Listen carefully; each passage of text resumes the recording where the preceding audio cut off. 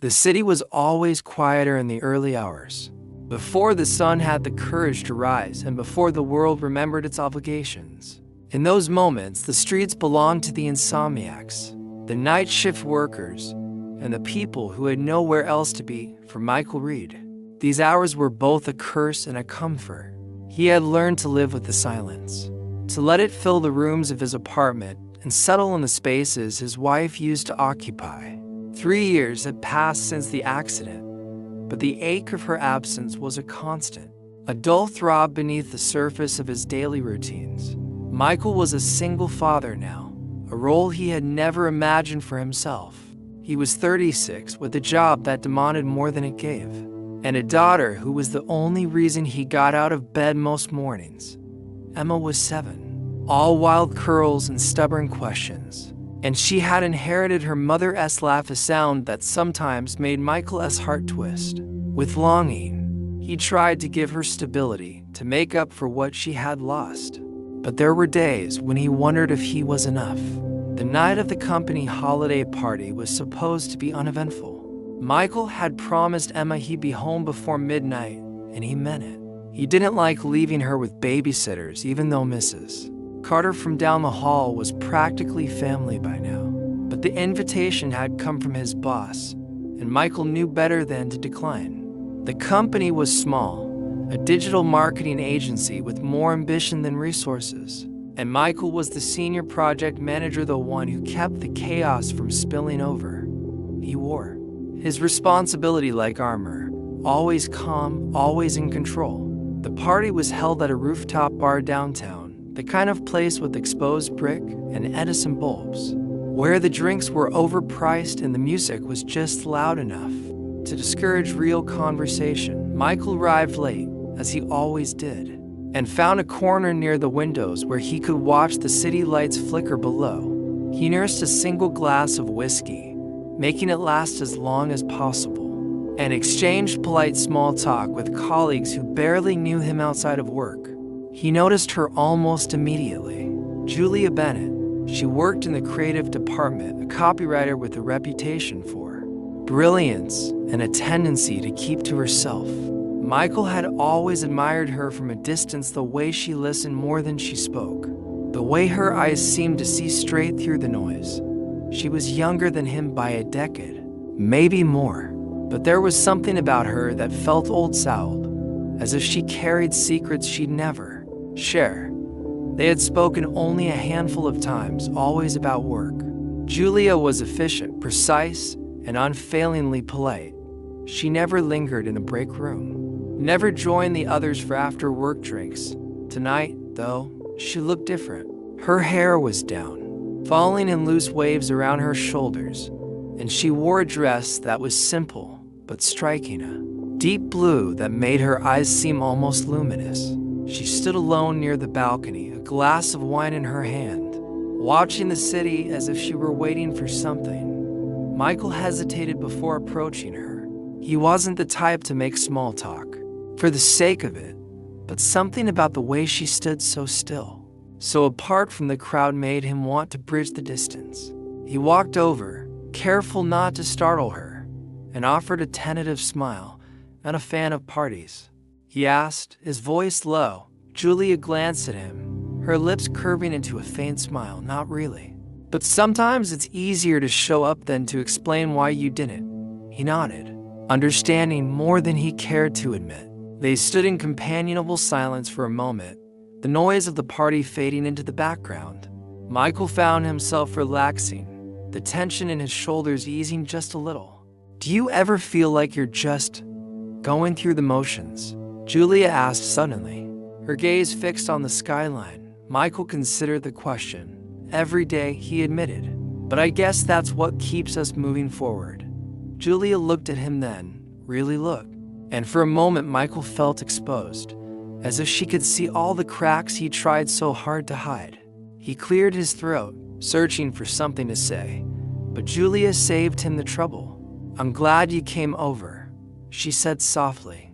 It's nice to talk to someone who doesn't expect anything. They talked for a while about nothing and everything, the weather, the latest campaign, the best coffee shops in the city.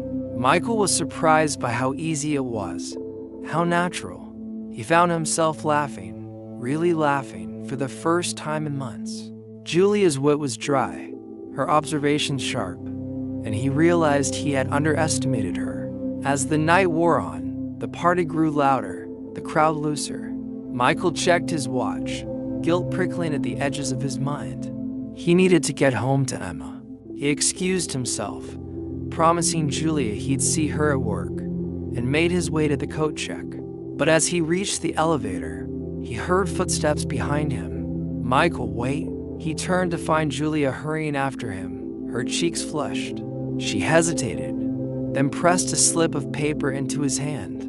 "In case you ever want to talk," she said, her voice barely above a whisper. He looked down at the paper, her phone number, scrawled in neat handwriting. When he looked up, she was already gone. Michael stood in the lobby for a moment, the slip of paper warm in his palm. He felt a strange flutter in his chest, something between anticipation and guilt. He hadn't expected the night to end this way, with a number pressed into his hand and a conversation lingering in his mind. He tucked the paper into his wallet, careful not to crease it, and stepped out into the cold. The city air was sharp, biting at his cheeks as he walked the few blocks to his car. He drove home with the radio low, the hum of the engine and the distant city lights blurring together. By the time he reached his apartment building, it was nearly midnight. He let himself in quietly, not wanting to wake Mrs. Carter, who was dozing on the couch with a book open on her lap. "Sorry I'm late," he whispered, handing her a folded bill. She waved him off, her eyes kind. "Emma was an angel, as always. She's lucky to have you, Michael." He smiled, though it felt a little forced. "I'm the lucky one." After Mrs. Carter left, Michael checked on Emma. She was asleep, her small body curled around her favorite stuffed bear, her hair a wild halo on the pillow. He stood in the doorway for a long moment, watching her breathe, feeling the weight of responsibility settle back onto his shoulders. He closed her door gently and went to the kitchen, pouring himself a glass of water. He should have gone to bed. He had work in the morning, meetings to prepare for, lunches to pack. But instead, he found himself at the kitchen table, the slip of paper in his hand. He traced the numbers with his thumb, wondering what it would mean to call. He wasn't looking for anything. He told himself that over and over. He was just lonely. And Julia understood that kind of loneliness. He didn't call her that night. He didn't call her the next day either. But he thought about it more than he wanted to admit. At work, things returned to their usual rhythm.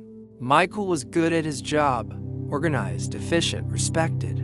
He kept his head down, focused on deadlines and deliverables, and tried not to think about the party or the way Julia's eyes had lingered on his. She was back to her usual self, quiet and composed, her hair pulled back, her clothes neat and unremarkable. They passed each other in the hallway, exchanged polite nods, but neither mentioned the conversation on the balcony. A week passed, then two. The slip of paper stayed in his wallet, a secret he carried with him everywhere. It was a Thursday when everything changed. Michael was late leaving the office, caught up in a last-minute crisis with a client. By the time he picked up Emma from aftercare, she was tired and cranky, her backpack dragging on the ground. He made her favorite dinner, mac and cheese from a box, and read her stories instead of one.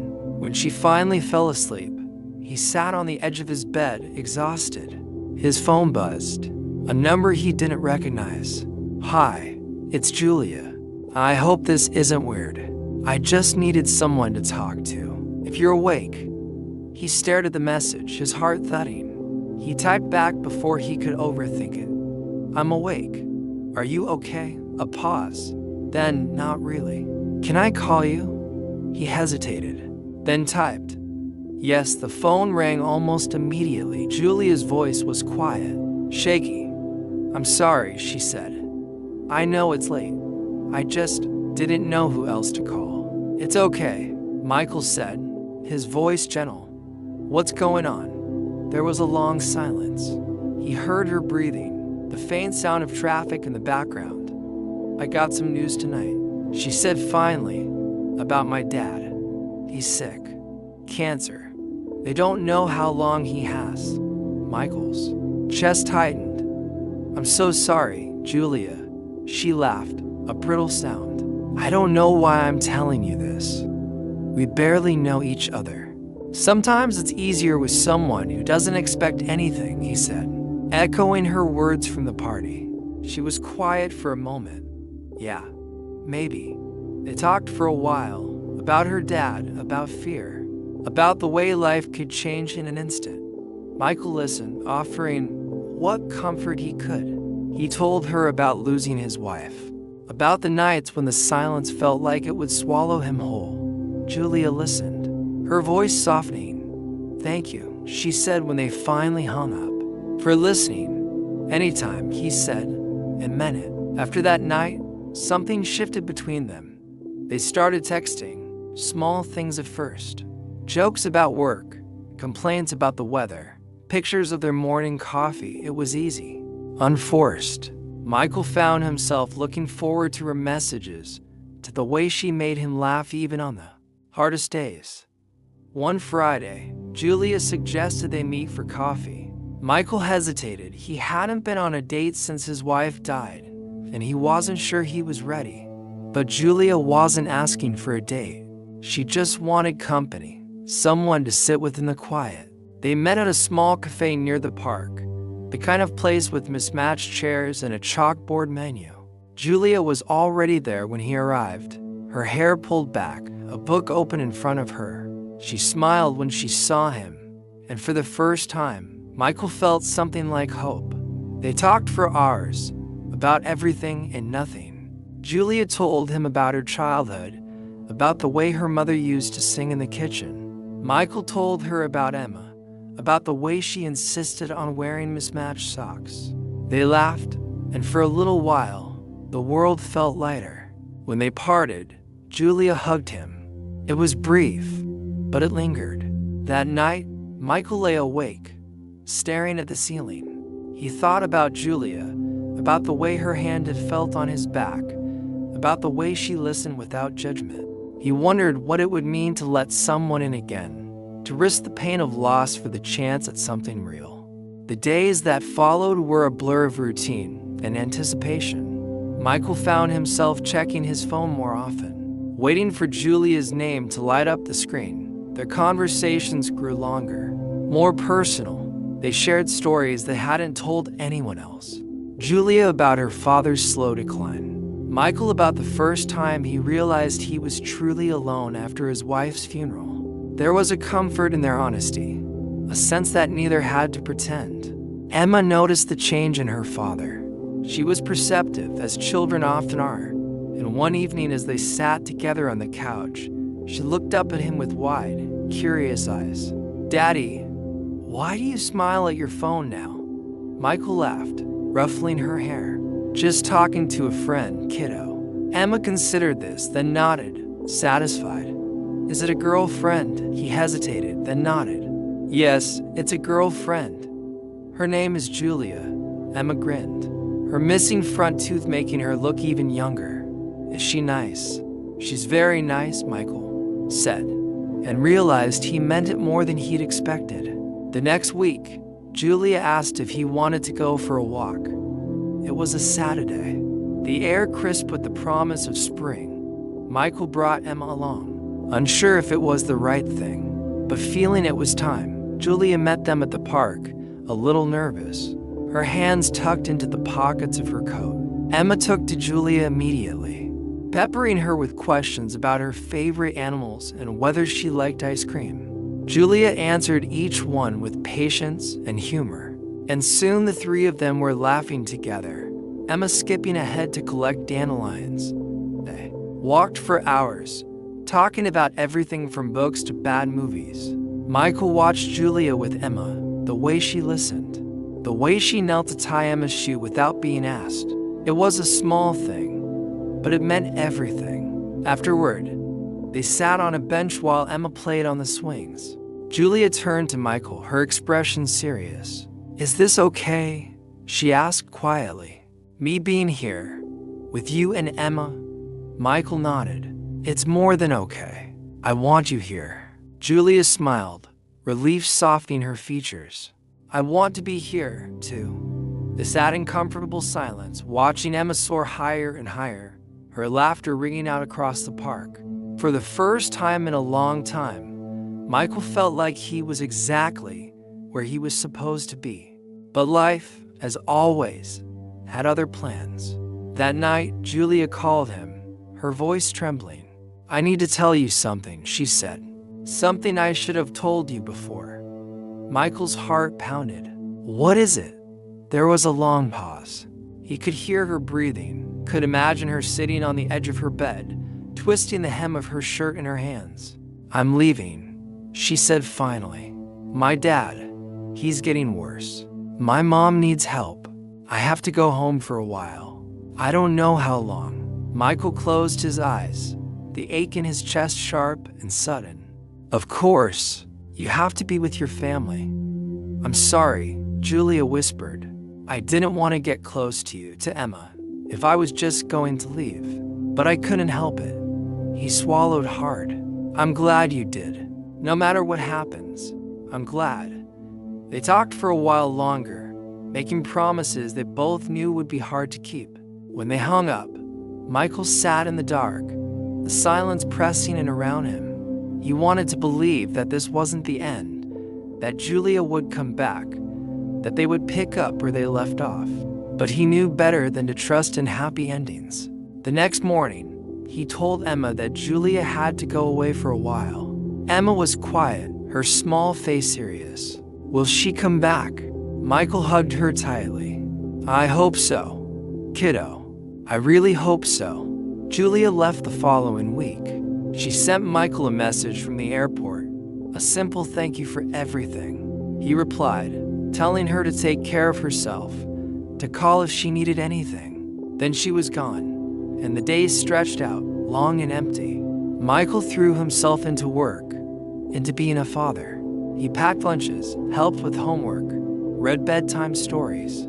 He tried not to think about Julia, but she was everywhere, in the coffee shop where they'd met, in the park where Emma still asked about her, in the quiet moments after Emma had gone to bed. Weeks passed, then months. Julia sent occasional updates. Her father was holding on. Her mother was grateful for the help. She missed the city. Michael replied, keeping his messages light, not wanting to burden her with his own loneliness. One night, nearly 6 months after Julia had left, Michael came home to find Emma sitting on the floor of her room, her face streaked with tears. "What's wrong, sweetheart?" he asked, kneeling beside her. Emma looked up at him, her eyes red. "I miss Mom, and I miss Julia. Why does everyone always leave?" Michael's heart broke. He pulled her into his arms, holding her as she sobbed.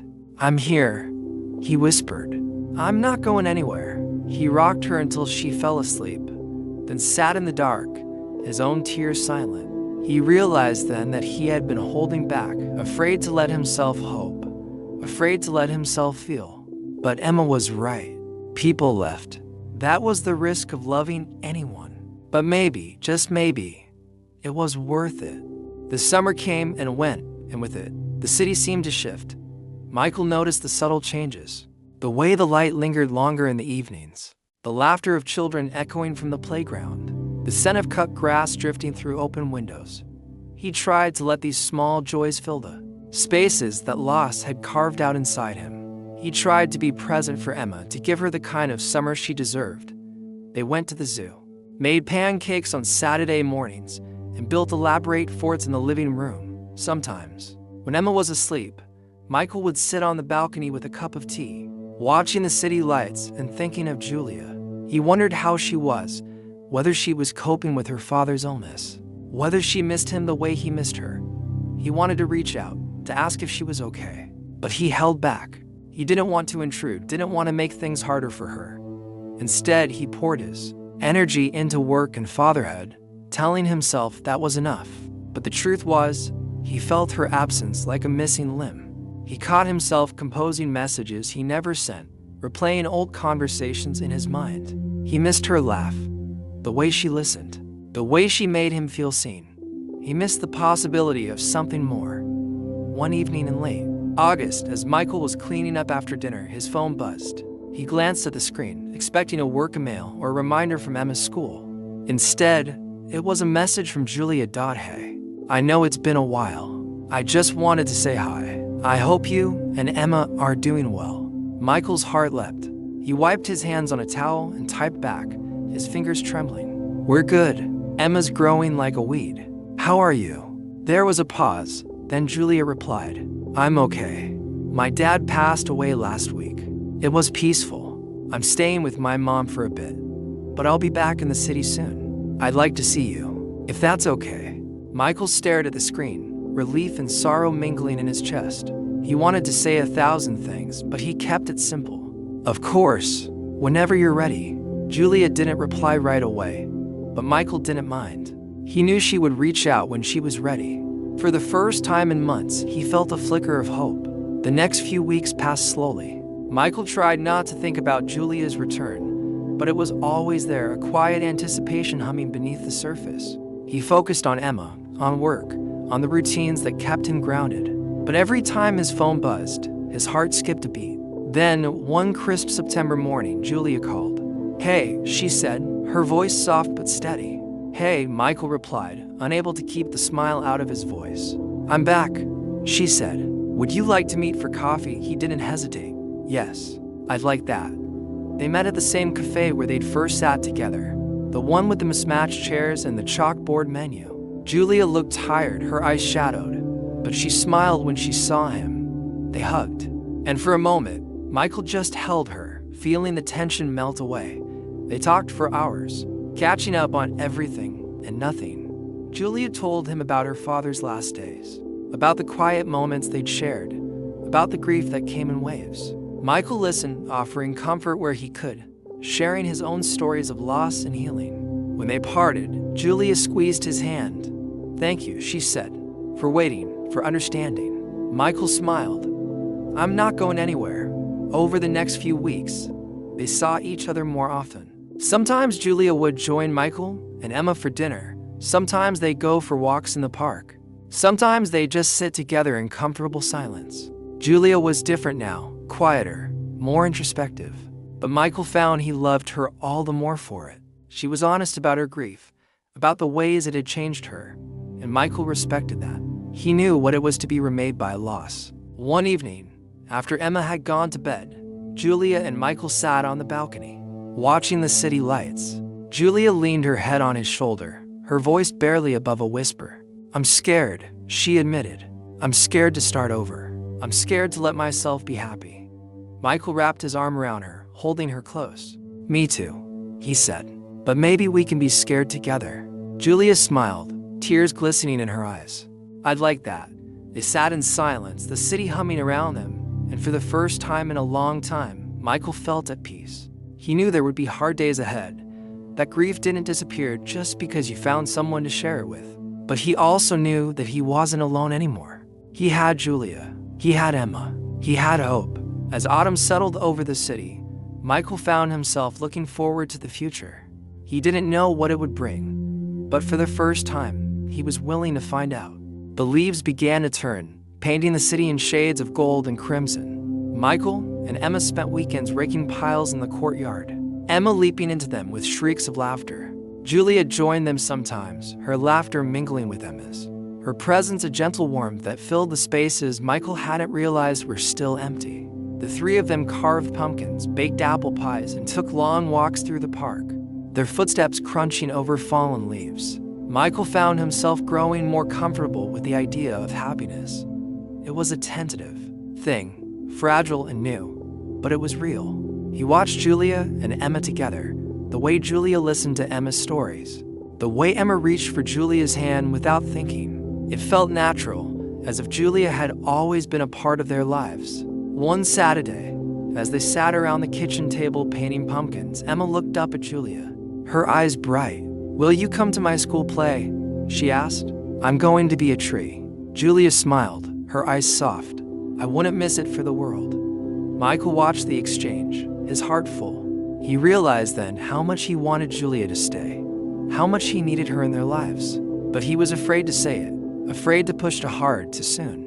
That night, after Emma was asleep, Michael and Julia sat on the couch, a movie playing quietly in the background. Julia leaned against him, her head on his shoulder. "Thank you for today," she said softly. "I didn't realize how much I missed this, just being part of something." Michael hesitated, then took her hand. "You are part of something. You're part of us." Julia looked at him, her eyes searching his. "Are you sure? I don't want to make things complicated." Michael squeezed her hand. "Life is already complicated, but I know what I want. I want you here, with us." Julia smiled, tears shining in her eyes. "I want that too." They sat in silence, the weight of unspoken fears and hope settling between them. Michael knew there would be challenges ahead, blending their lives, navigating the scars they both carried. But he was willing to face them. For the first time since his wife's death, he felt ready to open his heart again. The weeks passed quickly. Julia became a regular presence in their lives, joining them for dinners, helping Emma with her homework, sharing quiet moments with Michael after Emma had gone to bed.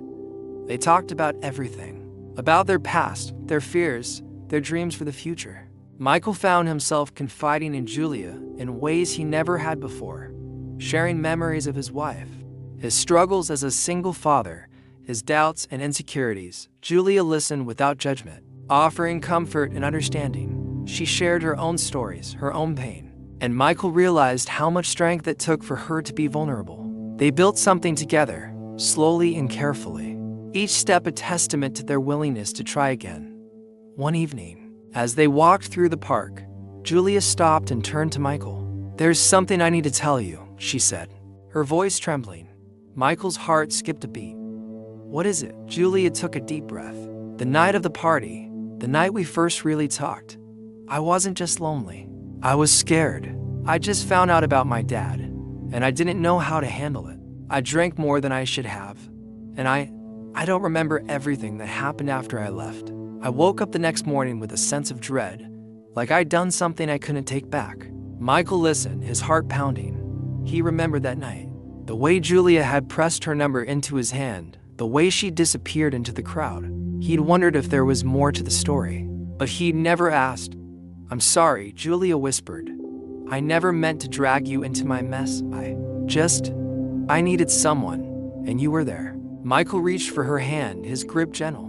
"You didn't drag me into anything. I was there because I wanted to be. We all have nights we wish we could forget. What matters is what we do after." Julia looked at him, relief flooding her features. "Thank you. I was so afraid you'd think less of me." Michael shook his head. "If anything, I think more of you. You're stronger than you know." They stood together in the fading light, the city humming around them. Michael realized then that secrets didn't have to be walls. They could be bridges if you were willing to cross them together. As autumn deepened, Michael, Julia, and Emma settled into a new rhythm. There were still hard days, moments when grief or fear threatened to pull them under, but they faced them together.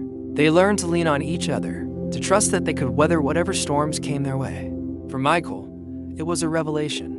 He had spent so long trying to be strong for Emma, to carry the weight of the world on his own. But with Julia, he didn't have to pretend.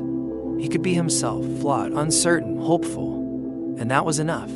The first frost of winter arrived quietly, dusting the city in silver and turning the park into a wonderland of brittle grass and shimmering branches.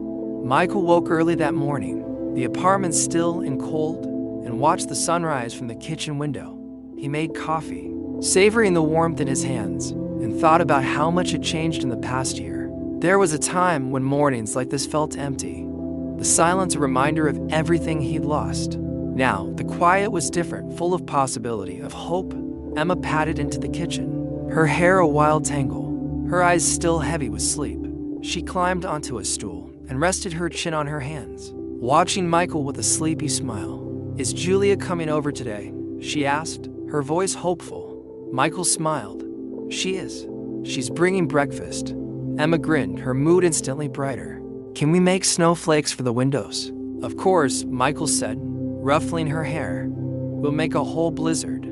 Julia arrived a little later, her arms full of pastries and her cheeks pink from the cold. She greeted Emma with a hug and Michael with a kiss, the kind that still made his heart race. They spent the morning cutting paper snowflakes, the kitchen table covered in scraps and laughter. Julia showed Emma how to fold the paper just right, how to snip tiny shapes to make the patterns more intricate. Michael watched them, his heart full, and realized how much he loved these simple moments. After breakfast, they bundled up and went outside, Emma insisting on making the first snowman of the season. Julia helped roll the snow into lopsided balls, her gloves quickly soaked through. Michael found a carrot for the nose and borrowed a scarf from the closet. When they finished, Emma named the snowman Mr. Frosty and insisted on taking a picture with him. They spent the rest of the day together, the three of them moving through the city like a small, makeshift family. They visited the holiday market, sipped hot chocolate, and watched the skaters at the ice rink. Julia held Emma's hand as they walked, her other hand tucked into Michael's. It felt natural, easy, as if they'd always belonged together. That evening, after Emma was asleep, Michael and Julia sat on the couch, a blanket draped over their legs. The apartment was quiet, the only sound the hum of the heater and the distant city traffic. Julia leaned her head on Michael's shoulder, her fingers tracing patterns on his arm. "I never thought I'd have this," she said softly. "A family, a place to belong." Michael kissed the top of her head. "You do. You belong here, with us." Julia was quiet for a moment, then she turned to face him, her eyes serious. "There's something I need to tell you. Something I've been holding onto." Michael's heart skipped. He nodded, giving her space to speak. "The night of the party," Julia began, her voice trembling. "I told you I didn't remember much. That was true, but there's more. I found out a few weeks later that I was pregnant." The words hung in the air, heavy and electric. Michael stared at her, his mind racing. "I didn't know what to do." Julia continued, her voice barely above a whisper. "I was scared.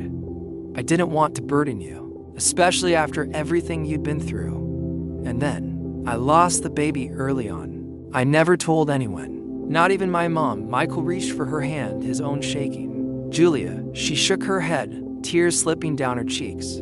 "I'm sorry. I never meant to keep it from you. I didn't know how." Michael pulled her into his arms, holding her as she cried. He felt a rush of emotions, shock, sorrow, compassion. He thought about the secrets we carry, the burdens we bear alone because we're afraid of what they might mean to someone else. "You're not alone," he whispered, "not anymore." They sat together in the quiet, the weight of Julia's secret settling between them. Michael realized then that love wasn't about perfection or certainty. It was about showing up, about being there for each other, even when things were messy and hard. When Julia's tears finally subsided, she looked up at him, her eyes red but clear. "Thank you," she said, "for not running away." Michael smiled, brushing a strand of hair from her face. "I'm not going anywhere. We'll get through this. Together." Julia nodded, a small smile tugging at her lips. Together. That night, as they lay in bed, Michael held Julia close, his heart aching with love and gratitude.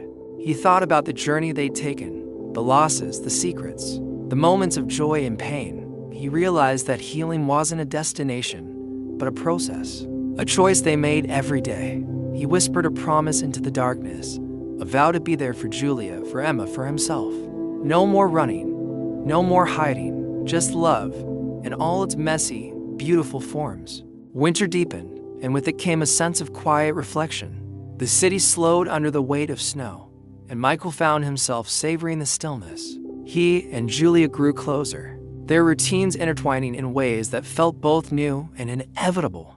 Julia started leaving a toothbrush in Michael's bathroom, a sweater draped over the back of his chair. Emma began to ask if Julia would be there for dinner, her voice hopeful, as if she was already certain of the answer. One evening, as they sat around the table eating spaghetti, Emma looked up from her plate, her eyes bright with curiosity. "Julia, do you have any brothers or sisters?" Julia smiled, twirling her fork. "No, it was just me and my parents. But I always wanted a big family." Emma grinned. "You can be in our family. Daddy says families can be all different shapes." Michael felt a lump in his throat. He reached across the table, squeezing Julia's hand. She squeezed back, her eyes shining. After dinner, they played board games in the living room, laughter echoing off the walls. Michael watched Julia and Emma, the way they teased each other, the way Julia let Emma win just often enough to keep her happy. He realized how much he wanted this messy, imperfect, beautiful life. Later, after Emma was asleep, Michael and Julia sat together on the couch, the glow of the Christmas tree casting soft shadows across the room. Julia leaned into him, her head resting on his shoulder. "Do you ever think about the future?" she asked quietly. Michael nodded.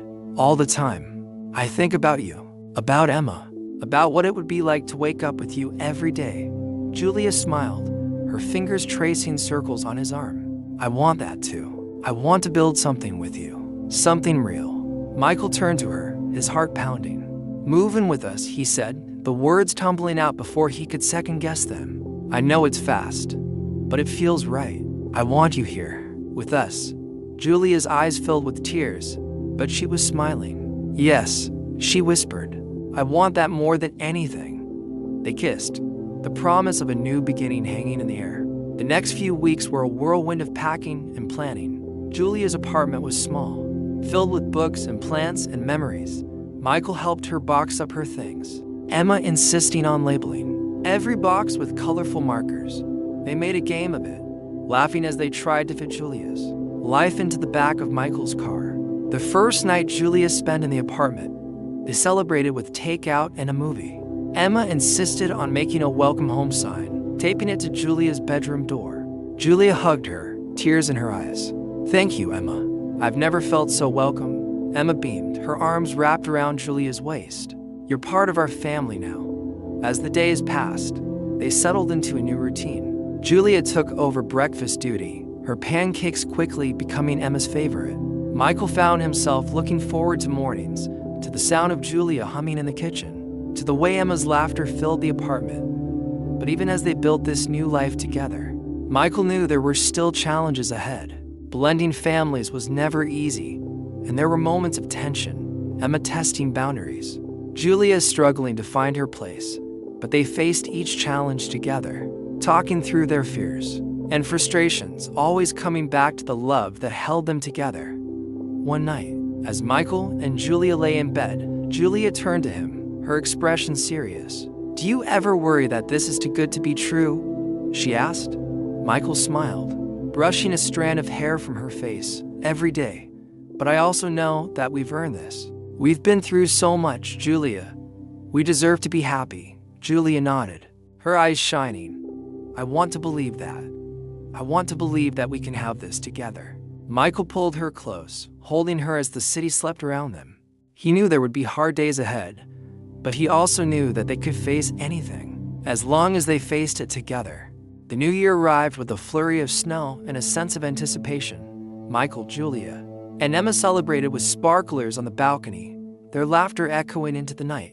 They made resolutions. Emma promised to keep her room clean. Julia vowed to learn how to cook something other than pancakes, and Michael simply promised to be present, to cherish every moment. January brought its own challenges. Emma struggled with the changes, sometimes acting out in ways that left Michael feeling helpless. Julia tried to help, but there were moments when she felt like an outsider, unsure of her place. Michael worried that he was asking too much of both of them, that he was trying to force something that needed more time. One evening, after a particularly difficult day, Michael found Emma sitting on her bed, her arms wrapped around her knees. "Hey, kiddo," he said gently, sitting beside her. "Rough day?" Emma nodded, her eyes downcast. "I miss Mom, and I like Julia, but sometimes I feel like I'm supposed to be happy all the time. What if I'm not?" Michael pulled her into his arms, holding her close. "It's okay to miss Mom. It's okay to feel sad, even when good things are happening. You don't have to be happy all the time. I just want you to be honest with me. With Julia, too." Emma sniffled, wiping her nose on her sleeve. "Do you think Mom would like Julia?"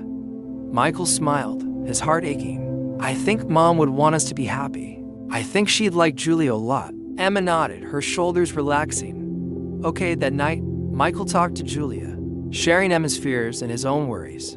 Julia listened, her eyes soft with understanding. I don't want to replace her mom, Julia said quietly. I just want to be here for her, for both of you. Michael took her hand, squeezing it gently. You are, and we're lucky to have you. They made a plan to take things slow, to give Emma space to adjust. Julia started spending more one-on-one time with Emma, reading together, working on art projects, going for walks in the park. Slowly, Emma began to open up, her laughter returning, her trust growing. As winter melted into spring, their little family found its rhythm. They celebrated Emma's 8th birthday with a picnic in the park, Julia baking a cake shaped like a unicorn. Michael watched them together, his heart full, and realized how far they'd come. But life, as always, had its own plans. One afternoon, as Michael was leaving work, he received a call from Julia. Her voice was shaky, her words rushed. Michael, I need you to come home. Something's happened. Michael's heart pounded as he raced home, his mind spinning with worry. When he arrived, he found Julia sitting on the couch, her hands trembling. Emma was in her room. The door closed. What happened? Michael asked, his voice tight. Julia looked up, tears in her eyes. Emma got into a fight at school. She said some kids were teasing her about not having a real mom. She hit one of them. Michael sighed, running a hand through his hair. Is she okay? Julia nodded.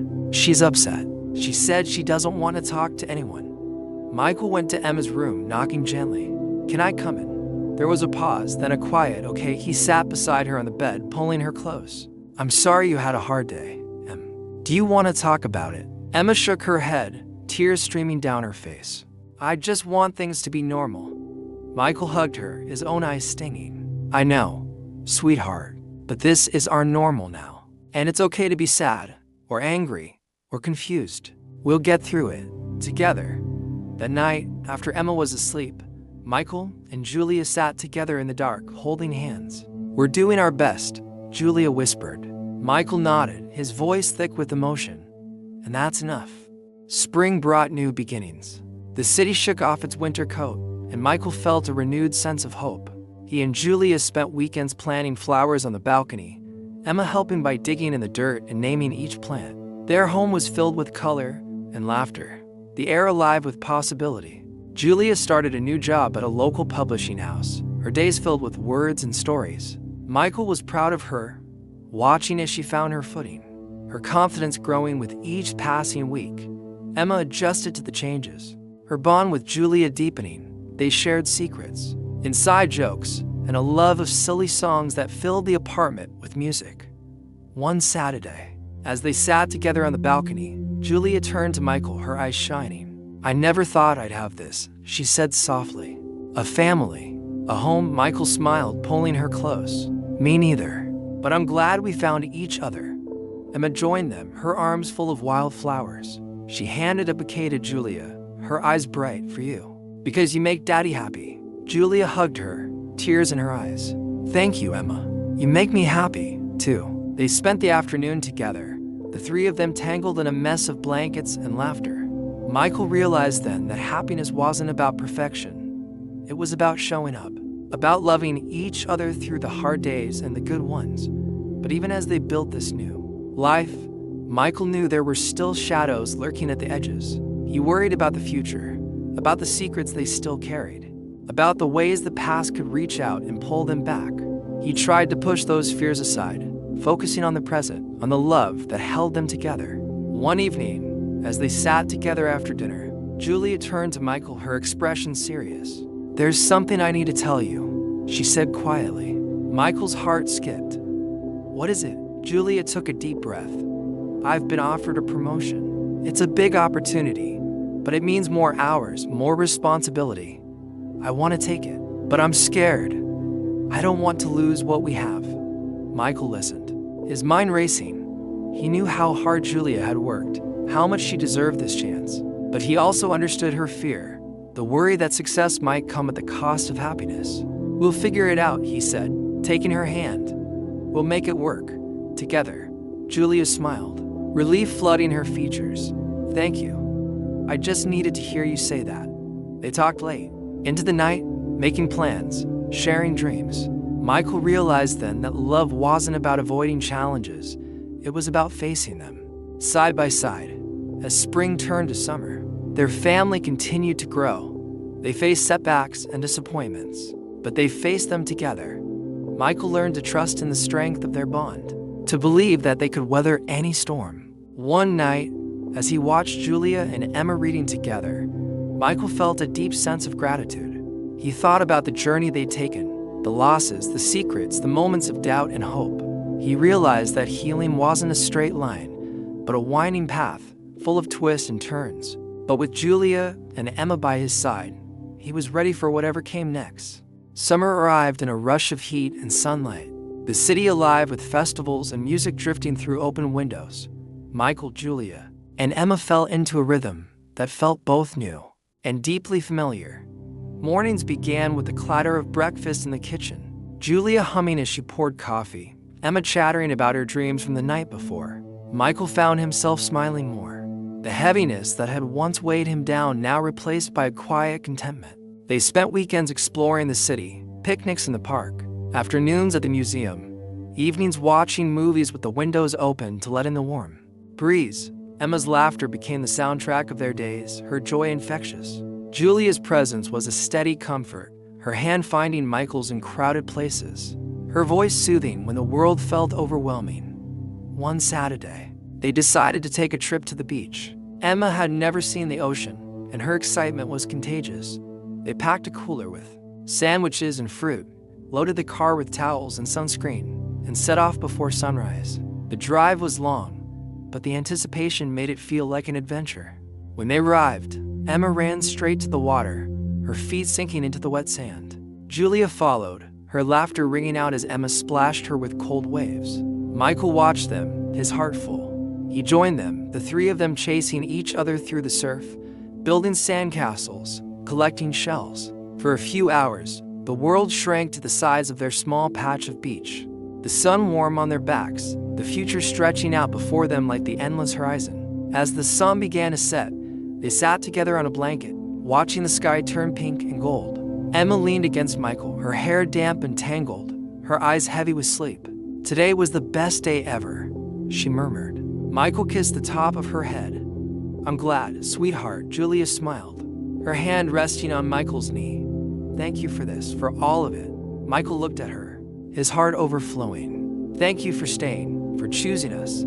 They packed up as the stars began to appear, Emma asleep in the back seat before they left the parking lot. The drive home was quiet, Julia's hand in Michael's, the silence comfortable and full of promise. The days that followed were filled with small joys, ice cream melting in the sun, late-night card games, whispered conversations in the dark.